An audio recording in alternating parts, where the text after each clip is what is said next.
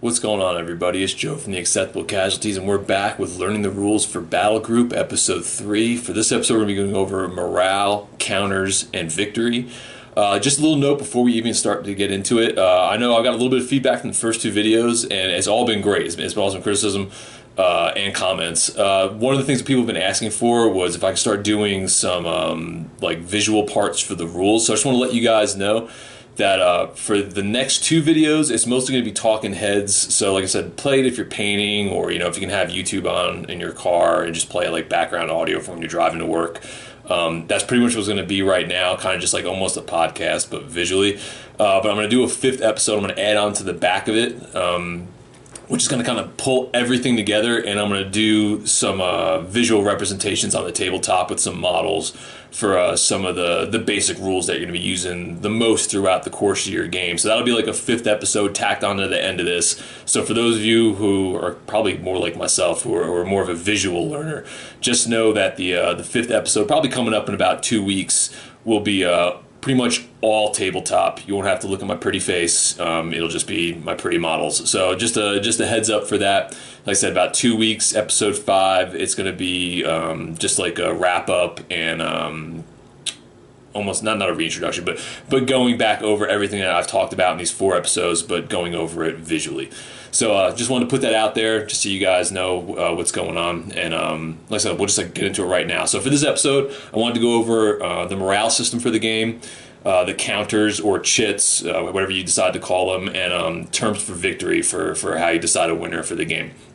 So I have my notes over here, like I said, if you guys are wondering what I'm looking at. So first thing I wanted to go over was going to be the morale system. So the morale system for Battlegroup, it's a little bit different than, like I said, Flames of War, because that's the crowd that we're coming from for the channel.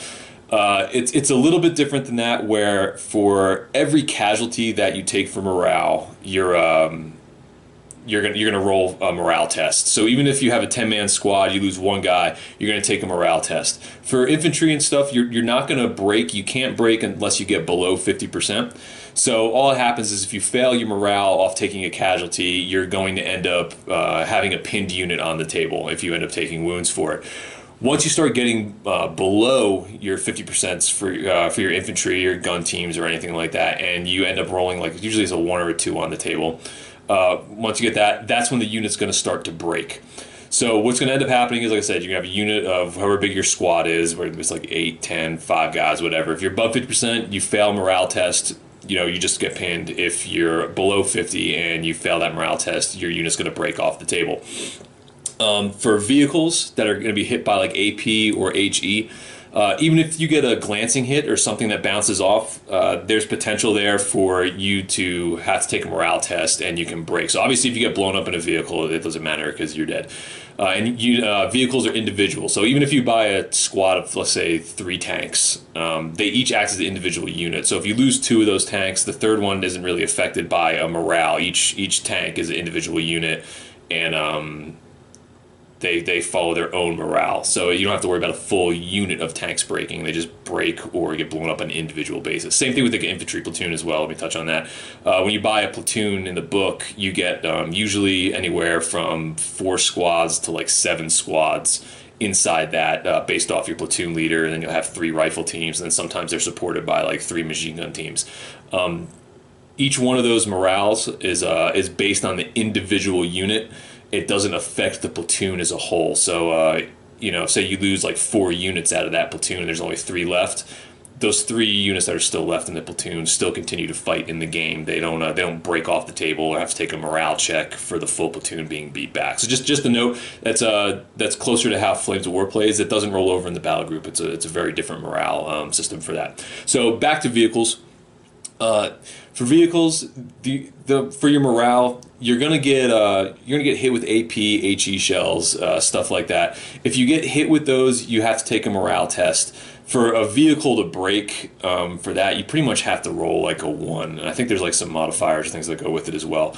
So even if you don't get blown up, like I said, you still have to take a morale test. If you roll a 1 on your morale, you might abandon your vehicle or jump out or something like that. There's some stipulations with, I think, like infantry in the area and some other rules like that. So just a note with that, vehicles you can break based off of morale for that. And then another thing as well is going to be experience variables. So when you purchase your troops, you're going to have either inexperienced troops, regular troops, veteran troops, or elite troops.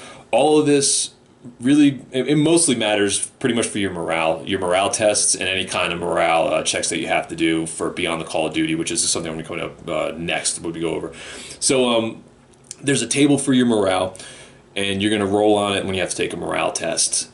For your inexperienced units, usually I think it's on if it's a 4 or less, you're going to be pinned on the tables, and on a 1 or a 2, if you're below 50%, you'll actually break or rout or surrender or whatever it's going to end up being. So inexperienced units, there's a pretty wide range of stuff that's not going to go your way for morale. For your regular troops, I think you just get pinned on a 1, 2, or 3, and then on a 1 or a 2. If you're below 50%, you'll end up breaking. For veteran troops, it's a 2 up. So the only way that you're going to get pinned is if you roll a 1 or a 2, and then if you break when you're below 50%, it's a 1 or a 2 as well. And then if you get elite troops, which they're super expensive in game, but their morale it's awesome. So you get a 2 up, and you get to re-roll morale tests. So for those guys to just break off the table or get pinned or anything like that, they're a really, really tough nut to crack, but you pay like premium points for it. But like they're really, really good. So it's kind of how the morale system works pretty loosely. Like I said, it's based on a per casualty basis. So every casualty you take, you're going to take a morale test. Once you hit below 50 is when you're going to start worrying about breaking for your individual units. For vehicles, like I said, anytime they get hit by AP shell or a HE round, whether it's a glancing hit, you might get automatically pinned, and then have to take a morale test, or you might just have to take a morale test to see if you're pinned, depending on how hard the shell hits you. So like there's some variables for that, and there's a chart for that as well. And then experience plays into a factor, more so for your infantry for morale tests, where vehicles seem like they're pretty standard for what your morale is. So that's going to lead into Beyond the Call of Duty. So Beyond the Call of Duty is a pretty cool little mechanic. It kind of keeps you engaged and gives you opportunity to really get back into the game when it's your opponent's turn, and you might be getting lit up by some enemy fire. So Beyond the Call of Duty test ends up happening with, if you get shot, any of your units can do this, whether it's gun teams, mortar teams, tanks, infantry, whatever is going to happen. Say you get shot and you have to take a morale test, whether it's a pinning check or you end up taking a casualty and you have to take a morale test for that. And you roll your morale. If you roll a 6, you have the opportunity for a Beyond the Call of Duty test. So like, your guys' morale's like super high. They kind of shake it off, and they're ready to get back into the fight immediately and do some damage to the enemy. So Beyond the Call of Duty, like I said, when you roll that 6, the unit that had to take that morale test then goes to their veterancy rating, or their experience that we were just talking about a second ago. And then they have to just pass that test, and they end up getting a free action right there in the middle of your opponent's turn. So if, say, like, a veteran unit ends up getting shot up and you roll a 6 on your morale test, that means you get a Beyond the Call of Duty test. It means you just need to roll a 2 up. If you roll a 2 up, you get a free action right there in the middle of your opponent's turn, whether you can return fire with an open fire order, you can move that guy completely out of the way, you can set him for ambush. You literally can do whatever you want with that unit at that given time. So it's huge. So you might be getting in a firefight with the tank, and let's say like you're trying to pin it with HE rounds, and you end up hitting it, and they take a morale test to see if that unit's going to be pinned, and they roll a 6, and now they just have a Beyond the Call of Duty test. They end up passing it. Well, now you have a tank that you were trying to pin to maybe open some things up on the table for you now, and now that they passed that Beyond the Call of Duty test, now they have the initiative, and if they have like a Tiger, let's say, they can just open fire and really start shredding you on their turn when you weren't really expecting it. So it's a really cool little mechanic, and it definitely can turn the tide of a turn, maybe even turn the tide of a battle if it's at a really pivotal point in the game. So it's definitely something not to forget about when you're playing the game. And like I said, it's a huge factor. Vin and I think the games that we've played so far, and in the demo game that I played with some of the guys at the store where I go to, we had it come up a couple times, and I would say more often than not, it's actually a pretty big deal how much it can sway the battle. So Beyond the Call of Duty, awesome little rule, and definitely don't forget it when you're playing on the tabletop. Next thing to go over is going to be the battle rating system. So for battle rating in the game, it's you end up having your armies, and it's going to be based on a morale system. So based on what units that you put into it, put into your list, you get battle rating points. The more points you have in your list for battle rating, the harder it is for your army to break and lose the game. So that's kind of like your company morale, I guess, is the best way to explain it. So like I said, you're building your list, you're buying certain units. Most of your core units are going to give you a certain amount of battle rating points. And then some of your off-table stuff, or some of like your little upgrades that you can purchase for your lists, they're going to give you no battle rating, but you're going to be paying premium points for it. So it's something to look at when you're building your lists. You want to definitely get a lot of units on the table that are going to have battle rating that get put in your battle rating and your morale numbers when you're putting that together, because that's going to see what makes you break as the game plays out. So what ends up happening with battle rating? So you have chits in the bag. And I explained this in an earlier video. So when you end up taking losing units, or some other little factors in the beginning of the game as well, as like if you lose the recce battles, or some certain things happen. I'll explain that a little bit. But and you have to pull chits. You pull chits out of a bag. It's a blind pull. You just have a bag there with a bunch of random chits in it. They're numbered from 1 to 5, and then there's some specialty chits in there that kind of explain like little events that can kind of happen in the game, like whether you get like air support, or maybe somebody rolls over like in a mine place, just a random event. Like there's a couple little chits like that in there as well. So you lose a casualty, or for whatever reason you have to pull a chit. You pull that number out, whether it's a 1 through a 5, you don't know what it is. You pull it out and you subtract that from your battle rating, and that ends up knocking down your morale score. Once you hit 0, that's how you end up losing the game. So the more units you lose, the random chits you pull. You might have a couple pulls, you might lose like 2 or 3 units, and then you pull maybe like an airstrike chit or some other chit, so your battle rating might not even go down. The cool thing is too, what I kind of like about the battle rating system with the morale is your opponent doesn't know. The only time that they know is when you pull those event chits, but as far as the number chits go, you pull those out, you keep those secret, so your opponent really doesn't know how close you are to breaking for your company morale. So you really have to play and make some calculated risks throughout the game. Your opponent might be pulling chits left and right, and you might think they're close to breaking, but if they're pulling like 1s and 2s, and they're not even like to the halfway point, you don't know that yet. So you really have to look at how the table's playing out, how the battle's playing out, and make a calculated risk. Do you try to make the push now, put yourself in a bad position, but you might be able to get like 2 or 3 more unit kills on the enemy to force them to pull more chits to try to break them, or do you play a little more cautiously and kind of drag things out and play for the long game? So there's a real risk reward with the blind morale system that I really like a lot. Another thing too, like I said, I went over the special chits. For Fall of the Reich, they have their own special chit set, opposed to the core game and a lot of the other books. So for Fall of the Reich, it's more based around the fall of Germany, obviously the fall of the Reich, how everything's falling apart for supply, for troop quality. It's just everything is not very good for the Germans at that point. So that chit set is much different, and it reflects that, opposed to the core chit set. So with that Fall of the Reich chit set, almost like I feel like 80% of it for the event chits, they go against the German player. So keep that in mind if you decide to pick up the Fall of the Reich book and that's what you're going to play. If you're the German player, it's an uphill battle, but it's a lot of fun as well. Like you have all the odds stacked against you, but if you were able to pull out a victory, it's like a super rewarding experience, especially if you're playing like Volksgrenadier or Volkssturm, plus with everything that's going against you as well. So, like I said, the chits for that book are a little bit different than the core book.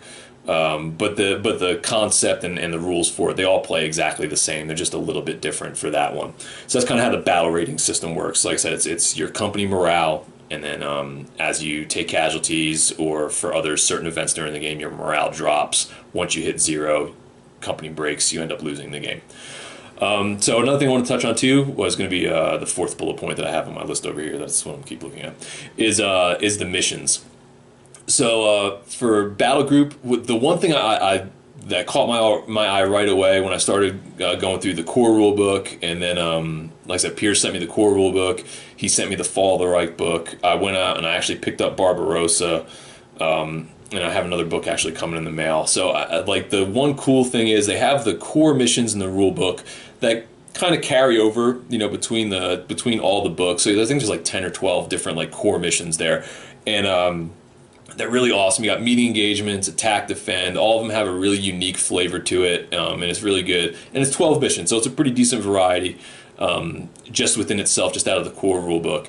But the one thing that I really, really like about Battlegroup is every book that you buy, there's additional flavor missions in there from the campaigns.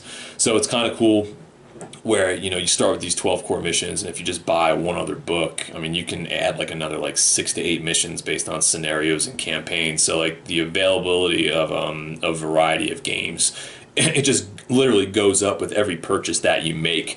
And each one of them has a very different feel especially when you start getting into scenario missions. Like they're based off campaign like narrative campaigns inside the books. So those missions are definitely flavored toward that, whatever you're playing, whether like in the core rulebook and you're doing SS against the Canadians, or if you do, let's say, like Barbarossa and you got Germans against Russians. There's special missions for the narrative campaigns that are geared toward what theater you're fighting in, what time of the war the two armies fighting.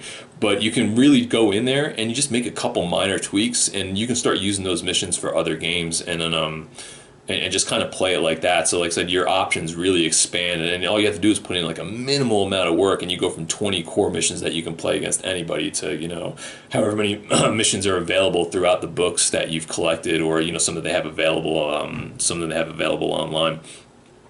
So that's what I kind of like about the mission. There's a lot of variety throughout it. Like I said, for meeting engagements, attack, defend, like the themed narrative games, it's really hard to kind of get bored of what you're playing. I mean, it really takes like a minimal effort, and you can get something fresh on the table and really put it together. And the cool thing is too is that it's not that hard to make a mission either. From scratch, you do like a little bit of research from all the information that they give you in the books. If you guys look over, I did like a review of Fall of the Reich and the core rulebook, but it's cool because each of those books, there's like a pretty huge section there dedicated to like military operations inside those theaters, and like they're very detailed. So you can go right in there, pull information out of there, and you can use the parameters and the blueprints from the missions that are already available, take that information from the earlier part of the book, and just work it into those missions, and that opens things up really easily. So like I said, the mission variety in the game, it's really, really good. And like I said, there's tons of options to play. It stays really fresh just because the plethora of stuff that you have in front of you to play with. It's really hard to go back over and keep playing the same mission unless you're doing it deliberately. Another thing to look at, and this is more of a list thing, but I just wanted to kind of throw this out there for because it does play into some of the missions, especially meeting engagements. The importance of recce in your lists. Recce in this game, it's pretty good. Like I'm a huge recce fan in general, so I like throwing that stuff in my lists. But for game purposes, it plays such a big role, especially when you get into meeting engagement missions, because those are the first units for both sides that start on the table. So you get your recce out there, and then based off your recce, that's where you roll off to see who goes first. The more recce units you have, you get like a +1 for every recce unit. So it makes a difference for meeting engagement who goes first. It also makes a pretty big difference for you gaining control of the table in the beginning of the game as your units start to come on from the table edge. So like recce for missions, this is how it works into missions, is really, really big for meeting engagements. It helps you gain the initiative in the battle and really get control of the battlefield before your opponent does. Like recce also is really good too for scouting for some of the rules in the game, and that's something we'll get into when we start working on list building in the next episode. So yeah, so I like the idea of recce. Another huge thing with recce as well is if you have more recce units than your opponent, you're considered to be out scouting them. So if you do that, they have to pull a morale chit at the beginning of the game before anything happens. So it's like another thing that plays back into that battle rating and morale system. We'll get more on that in the tactics videos for more in-depth look at recce. But yeah, I just wanted to kind of put that in there right now because I like recce, and it does play into the missions and the battle rating. It kind of works in there, so that's just something to make a note of. Another thing for bullet point 6 is going to be objectives versus morale. So you weigh these two out when you're playing the game. It's take out troops or score objectives is I guess the tactics or strategy that you're going to have to apply when you're on the table. I like how that weighs out because that can change back and forth through the game. You can make a push up a table, and you can say if you have a couple objectives that are maybe mid table or within your grasp, you can go up and you can grab them. Your opponent's going to have to take morale hits for it, which is awesome because if they got to pull a shit, that's just getting them closer to breaking off the table. So I like the idea of going to get objectives to force morale hits. The downside, well, not the downside is, but there is a chance where that can come back in your face for objectives. Is if you take those objectives, your opponent can then come back and take the objective back from you. Because like I said, the game doesn't end when you take an objective. It's just like you gaining a little bit more control of the table, helping forcing your opponent to break. So, you can grab these objectives for the morale hit, but at the same time, they can also become a crutch for you once you take them, because now you have to defend those objectives because your opponent can now come back and take the objective and force you to take a morale hit as they gain control of it.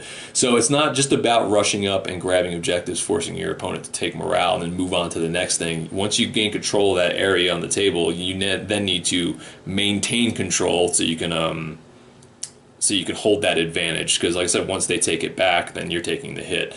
So there's the strategy of looking at objectives versus morale, whereas maybe you don't play objectives and you're just trying to play the position game on the table to put yourself in a better position, whether it's terrain or maybe just putting weight of fire on a certain side of the table, and really just taking the heart out of the enemy by inflicting casualties, taking morale, and not really worrying about objectives, and maybe putting more of your focus on doing damage against the enemy.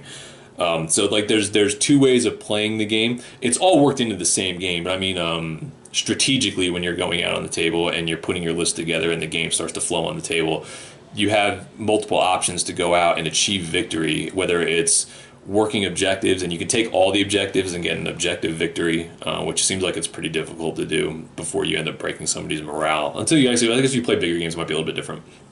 But you can go try to play it that way, where you take the objectives, you win an objective victory, or you go the morale and you try to play just trying to shoot your enemy down, forcing them to break from company morale, or you do a mix of the two, and use both of the objectives and doing damage to kind of achieve victory as well. So there's some strategic options on the table as far as how you want to play the games out. It's not just going for company breaks or playing just objectives. There's a good variety with how you can achieve victory on the table just between those two. For another thing I want to touch on too is reserves and how they work.